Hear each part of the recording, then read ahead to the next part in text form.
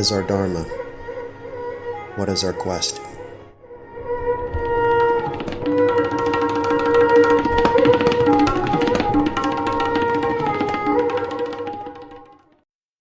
How's it going, everyone? This is Matt Murphy, the host of Dharma Nights. This week, I'm actually going to repurpose some stuff that I've recorded elsewhere at considerably lower quality, although many of you might not notice or care. And it's about some content relating to the Bhagavad Gita, partially because I may have mentioned elsewhere in this podcast, I actually teach yoga teacher training modules for philosophy of yoga, history of yoga, a lot of the jnana yoga topics, aka kind of like the yoga of intellect.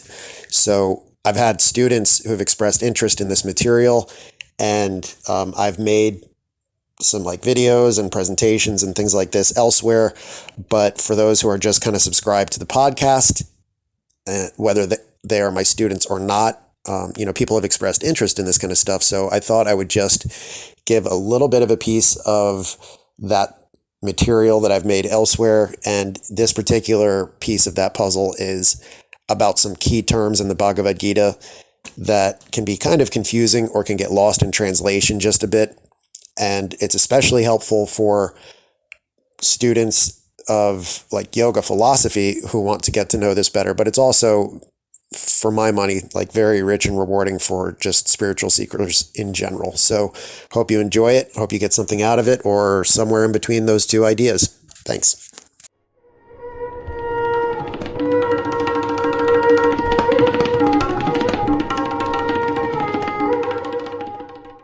Welcome to the Bhagavad Gita Summary and Reading Guide. And this section specifically is going to be devoted to clarifying some key terms, especially those surrounding some metaphysics, and even more specifically, terms that often lose a little something in translation by the time they go from the Sanskrit to English translation. So, one of the very first concepts to spend a pretty significant amount of time on is good and evil versus Dharma and Adharma. So there are times in certain translations from Sanskrit to English where the Bhagavad Gita suddenly starts sounding a little bit more located in Western tradition, like, biblical, Islamic, Zoroastrian, etc. And by sounding more like, what I really mean is inappropriately sounding more like those kind of concepts. So the Hindu worldview doesn't necessarily have this metaphysically underwritten good versus evil split. Okay, so if we talk about biblical, Islamic, Zoroastrian, Manichaean, some other worldviews out there, there is very often this idea that there are cosmically good and cosmically evil forces pitted against one another. Sometimes those cosmically good forces are more powerful than the evil ones, and it's not really like a contest, but there's nonetheless this tension all the time. Other times it's sort of a split where either one of those forces is equally powerful, and it's anyone's guess as to who will actually prevail in the end. So like when we talk about some Zoroastrian ideas, there's a little bit more of that kind of implied, right? It's not 100% clear which side is going to win at the end of the cosmic battle. But in this Hindu worldview, that is all absent. So you could almost simplify it to say that it's the difference between a one birth worldview versus a many birth worldview. And what I mean by that is, like in a lot of these other traditions I mentioned, there might be this idea of eternal damnation for those who have sinned, right? Or those who were quote unquote evil enough. Whereas there might have been eternal salvation for those who were quote unquote good enough. And this Hindu worldview just doesn't have that. Since they're coming from a multiple birth worldview, it's more like there are people who get things wrong and there are people who get things less wrong. And the more wrong you get things in terms of not doing your Dharma and kind of adding to the stress and strain of the overall karmic balance, you might get recycled through some particularly hard rebirths.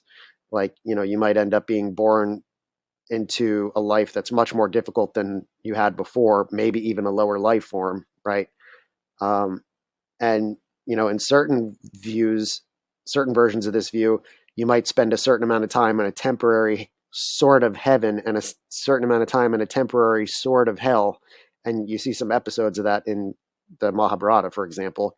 But those are more just like holding places where you burn off a certain amount of merit and demerit before you're cycled back through the chain of birth and rebirth. So it's not really the same as eternal damnation or eternal salvation. So rather than that just being a conceptual difference, you see this difference manifest in different characters and in the stories, right? So in the Mahabharata, again, that's the greater story within which the Bhagavad Gita is just one chapter. The main antagonists are not essentially evil. It's more that they're essentially ignorant, and they're essentially more attuned to a sort of animal existence rather than a higher existence of consciousness attuned with Dharma, right? So the whole idea of the pursuit of yoga, as we've mentioned in some other materials here, is to get to a higher state of consciousness, a higher state of knowledge. So the more knowledge you get, the more you're able to act in accordance with Dharma, Dharma being like, some sort of cross section of what's virtuous, what's aligned with duty, what's supportive of the world and preserving the world versus destructive, as well as some individual purpose-driven sort of components. So Dharma and adharma, by this reckoning, is not this. It's not interchangeable with good and evil. In a lot of these translations, it does get very difficult to catch that unless it's explained. So another one which is much easier to explain, another translation difference. This is actually something we've touched on in some other materials as well, in some of my other Bhagavad Gita walkthroughs. The yagna or yajna is not a sacrifice per se, as we would understand it in more Western traditions. So if we take a look at the idea of a sacrifice in terms of someone, let's say sacrificing an animal or sacrificing crops, like in the story of Cain and Abel in the Western biblical tradition, those were like one directional sacrifices just made to honor God, right? And to pay homage to God. But these yagnas and yajnas have more of the flair or flavor of an exchange, where there's sort of it's a respectful expectation and a reverent expectation, but nonetheless, it is an expectation of exchange. I offer these goods and you render these services of divine aid and favor. And one of the ways that this becomes pertinent to the Bhagavad Gita discussion is there's moments in the Bhagavad Gita where Krishna is basically trying to communicate to Arjuna in one sense or another that all of the deaths on the battlefield of this great catastrophic war are in a sense a yagna offering. And the yagna offering is in exchange for the upholding of Dharma and for like the karmic cleansing of all these people's souls. So even though at face value, it might look quite gruesome, right? Sort of like if we imagine that an Agnihotra, which is one of these old Vedic yagna formats where they would sort of set up a portable fire altar, they would light the fire altar and put offerings into the altar. If we imagine the entire battlefield at Kurukshetra as one gigantic offering of that kind, like one gigantic yagna, sacrifice as exchange, right? But instead of burning food offerings or burning like animal sacrifice or something like that, it's the physical lives of all of the soldiers on Kurukshetra. So boiling it down quite quickly, yagnas are more of an exchange versus a one-directional sacrifice. Okay, karma is a concept in the West that has a very common understanding, like a commonly shared understanding, which is not really quite the way that it is being discussed in these old Hindu texts and these old yogic texts. We in the West commonly understand karma to mean something like good things happen to good people, bad things happen to bad people. Maybe even we interpolate that old biblical, you reap what you sow, or, whatsoever you reapeth, that also you shall sow. And we, that's our frame of reference. So we tend to think that's what is implied when people say the word karma, but that's not quite the same meaning. It's more accurate to say actions have consequences. And karma does weigh down someone's progress through the chain of rebirths. But this is the thing that gets people. It's not completely reducible to one individual's own distinct merit and demerit. So what this can mean, if I'm in the Western tradition and my sins are being weighed by someone who's going to determine whether I'm eternally saved or eternally damned, it's typically viewed in the terms of personal merit, right? Or unless I've made some sort of covenant salvation through acceptance of Jesus Christ as a savior or whatever, and then I sort of get to advance to heaven, regardless of personal merit, so long as I at least made that last act of forgiveness and blah, blah, blah. But in this karmic worldview, it's not limited to the individual in terms of the balance sheet they accrue of merits and demerits. You can become burdened by the karma of your society. You can become burdened by the karma of your family. You can become burdened by the karma of the world around you, because at the end of the day, actions have consequences. So this is a difficult concept for people in the West to understand sometimes. And one of my only successful ways of explaining it to people, when I have talked about it in a classroom environment and I could see people sort of sinking into the idea and finally getting it, right, is unfortunately when we talk about the United States still dealing with the karma of having had institutional slavery for several centuries, right? And I'm not trying to be political here, but what I am trying to say is something that was that heavy a sin on an entire continent doesn't go away within one generation, meaning like the consequences of that stick around for a very, very long time. And a society, generation after generation, is going to be burdened by that sin, not just in the sense of knowledge of morally bad things done, but in the sense of, oh my gosh, there are still so many consequences we deal with to this day because the sin was so widespread and so fundamental and so woven into the society. So again, I'm not trying to be political, but I'm trying to say that concept is sort of how we can understand one of the contexts when these Hindu materials talk about karma as a collective phenomenon as well. Like actions have consequences at the individual level, but actions have consequences at the societal level too. And a society will have to pay for its karma. And that will be a burden spread across many individuals because actions have consequences both at the individual level and at the group level. So and that's why this discussion of the Bhagavad Gita becomes so key as far as how can one get out of this net of karma. That's why that was such a preoccupation for the Buddhists too. They just wanted off the ride. They said, how can we get off this wheel of karma? And their answer was a little bit different.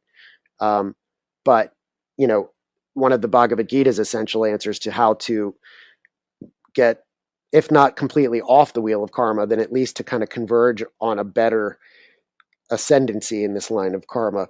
One of their answers, of course, is to gain knowledge through yoga and all the different aspects and all the different contexts that takes, right? The paths of yoga that Krishna describes to Arjuna, those are all paths of knowledge in a sense, even if it's not as intellectual knowledge. Like, say, for example, you gain a certain kind of knowledge when you learn how to do things without personal attachment as a karma yogi, right? When you're doing things for the sake of Dharma without personal investment in the outcome, like with detaching your own feelings from it. that is you gaining a certain knowledge, like you're gaining the knowledge of how to act well in that way, right? So how to get off this wheel of karma is knowledge. And just to bring this full circle, that's obviously a very different thing from you reap what you sow, right? Because part of the idea is also like, how can we get out of this cycle? Not just like, how can I stop doing bad things and having bad things happen to me because I did wrong, but like, how can I escape this collective net of karma, and how can I reduce the karmic footprint on the entire world? So there's lots of different terms that have some very pregnant meanings as far as reality versus illusion, ultimate reality, change and changelessness. And rather than picking on any individual terms that get cycled through the translation just at a broad level, we want to realize that the worldview here describes one in which ultimate reality goes beyond subjective experience and beyond the contingent. And by contingent, I mean something that's caught up in history with past, present, future. So ultimate reality has this undifferentiated absolute consciousness. And when we talk about all the terms like Brahman, Atman, when we talk about the fundamental energies and materials like Purusha, Prakriti, those things which underlie this contingent, immediate, subjective reality, right? Those more eternal substances are part of a higher reality that is not subject to change, where the universal ultimate consciousness resides, right? That's the ultimate reality. That's one of the reasons why Krishna feels very comfortable telling Arjuna that this seemingly gruesome thing he's going to have to do with killing all of these people on the battlefield, including members of his own clan, including his mentors. He's saying, look, this is all just the immediate subjective reality of Maya. And none of this is the grounds for the eternal souls or the eternal Atman that resides within these contingent bodies. Their bodies are temporary. Their eternal essences are not.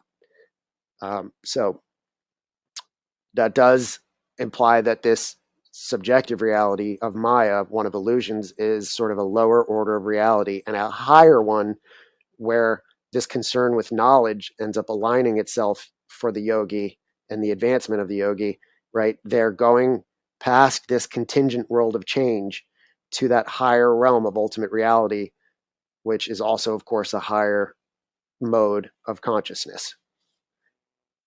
So this whole worldview explains why non-attached action, as well as many paths to truth, not just one, are the key ideas of the Gita, right? So why would you possibly be emotionally or egoically attached in your action for the, action, reaction, karma results in this world when there's a higher reality out there, which is going to be closer to your ultimate goal?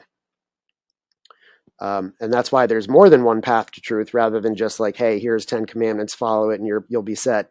Or even, hey, there's this one golden rule, do that and you'll be set. It's more like, hey, since this higher reality out there is such a thing that requires some transcendence, part of what you end up transcending is the idea that there can be one answer, right?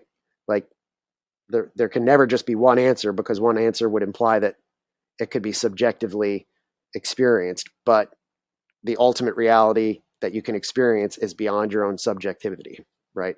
Which is why there's pathways to this shared consciousness, to this shared pool of Atman, from which your own Atman is a raindrop out of the ocean. Okay, time. This is another crucial one that gets mangled in translation, or there's just so much lost.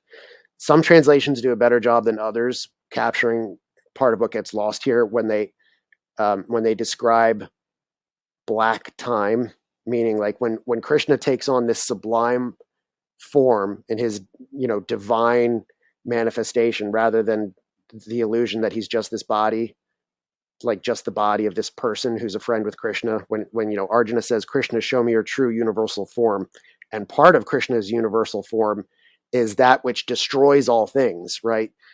Time that grounds everything into its final irreducible components, right? Like time which ultimately ties things into their destruction.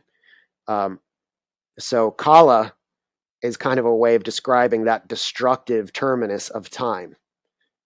So when they're talking about Krishna being both the birth of all these things, that there's when we get into chapter summaries, we'll talk about when Krishna says he has several different kinds of wombs, right? Several different parts of his being where he is a source of creation, right?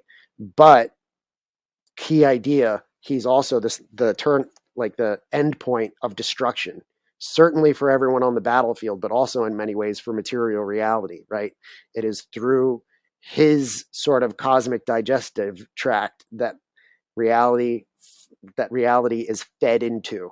So this idea that in old Vedic yagnas, where they would say Agni, the god of fire, was the one personally consuming all the offerings as a means to get the energy and the subtle substances back to the other Vedic gods as their own source of sustenance. Like he was sort of like the digestive tract for these other gods in a way. In that same sense, Krishna is, in his Vishnu, in his ultimate form, he is the fire that everything gets fed into, but so that it can get recycled back into that higher reality of changelessness, and the body which housed in a particular Atman, Krishna is the furnace into which that body gets fed, and that Atman is then liberated to go back into the greater pool of Atman and also be cycled back into a round of rebirth. So that's not, again, this idea of evil and destruction that gets conflated in many other traditions very clearly is not what's at play here. So it's at face value, this is a very destructive aspect of the divine, right? This black time that through which everything eventually is destroyed. But again, it's just as a component in the recycling of all of these subtle energies of the universe, and also in a sense the gross matter of the universe, right? Because obviously, as you can see in an ecosystem, that body which dies is then consumed by carrion eaters, by funguses. It's returned into the soil and plants. Animals eat the plants, and then other people eat the animals. So all of this material is just recycled over and over and over and over again. So in that sense, this destruction is certainly not an evil thing. It's just a facet of existence. So Kala as black time, it's not evil time. It's just destructive end point of time. Moksha versus nirvana. This becomes crucial when we want to talk about the differences between Buddhists' answers and this particular era of Hinduism's answer to the question of how can we get liberation from this wheel of birth and death. And I touched on this in one of the earlier slides. So Buddhists, particularly monastic Buddhists, like those who would become Buddhist monks, the Jains, those who would become Jain monks, would have an answer that says basically get out of this push and pull of society and follow the eightfold path, like that, but renounce yourself in all these ways. But renouncing their self meant a very different thing for those Buddhists, as they had the idea of the self as essentially this illusion sprung from nothingness. Whereas this view of the Bhagavad Gita is a little different in terms of reaching moksha versus nirvana, because they are both liberation from the wheel of samsara, meaning the cycle of birth and death. But the self is not seen as this illusion in the same way the Buddhists do, because they say the Buddhists see the self as an illusion ultimately arising from nothing, right? Something that is a plural consequence of many different concurrent things, but ultimately has no true substance underneath it. That's not the view here. The view in the Bhagavad Gita is, oh, no, there is something very important as a substance that underlies the self. They seem to agree in a certain sense by saying our view of our individual self is an illusion, but they have very different explanations as to why that is. This Hindu answer as seen in the Bhagavad Gita here, or the yogic answer as seen, you could say, is that the view of the self is illusory because it's missing the greater self that underlies all of it, the greater consciousness that underlies all of it. Whereas Buddhism, while Buddhism might say that everything has Buddha nature, and we can unpack that kind of gnomic statement elsewhere, but in terms of an individual self, they would say that there's a nothingness underneath it rather than an everythingness, if that makes sense. So that's why yogis, and that's why the view of the Bhagavad Gita here is espousing a view that values unifying that which was separated by illusions, but is ultimately one, rather than saying, hey, this is illusion of everything being something shared, but ultimately it's just that, an illusion, which is what the Buddhists would say. So again, yogis say, hey, there's a everything underneath all of this. There's a everything consciousness underneath all this, whereas Buddhists would say, hey, there's a nothingness consciousness underneath all this. So very different views, but you'll very frequently hear people say that the idea of nirvana and moksha are interchangeable, and they are not. They have very different ideas of what the self is, and the metaphysical conclusions and suppositions underneath of them are literally as different as night and day. So again, nirvana as a Buddhist idea would say we have to renounce the illusion of the self, but in a way that aligns it with its nothingness, and they would follow the Eightfold Path and so on and so forth. But there's no divine essence ascribed to any of it underneath. Krishna is obviously a very different idea here, and Krishna is saying like, hey, I am the consciousness of everything. I am underneath all of these things in a layer of absolute reality, like underneath and beyond.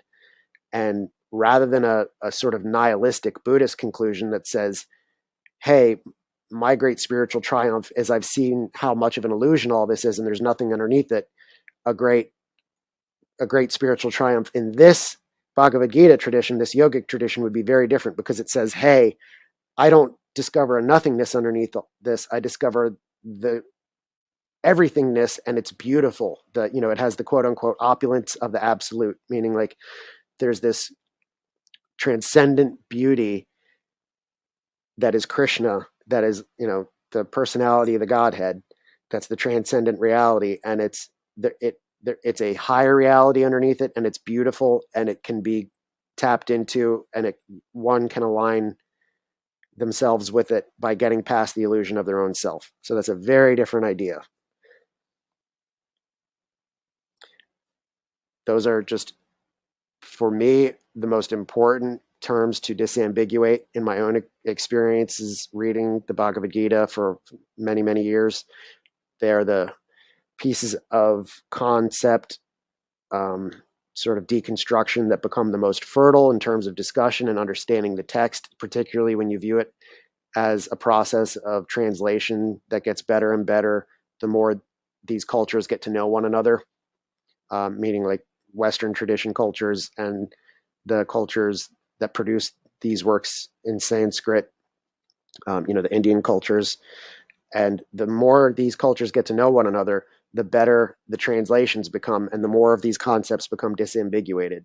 But if you don't ever get exposed to the idea that there are these things to disambiguate, you'll just be carrying around all of these kind of assumptions that one culture brought to the other culture and never got clarified.